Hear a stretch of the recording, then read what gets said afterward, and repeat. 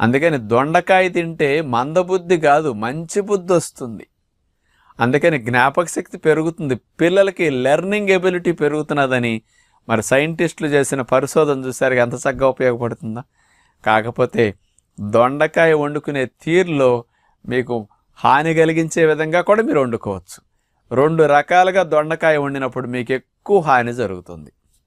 ప్రధానంగా మొట్టమొదటిది, దొండకాయ ముక్కలు కూడానండి చక్క చీలికల వలె కట్ చేసేసి రింగులుగా దీన్ని నూనెలో వేసి దేవుతుంటారండి.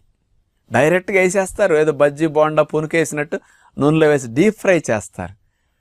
అది డ్యామేజ్ చేస్తుంది బ్రెయిన్ని. ఎందుకంటే మనకు డల్గా ఉండేటట్టు, ఎందుకంటే అవన్నీ ఫ్రీ రాడికల్ ఫార్మేషన్ జరిగిపోతాయి నూనెలో మరిగినప్పుడు. అందుకని దొండకాయ వేపుడు అట్లా చేయకండి.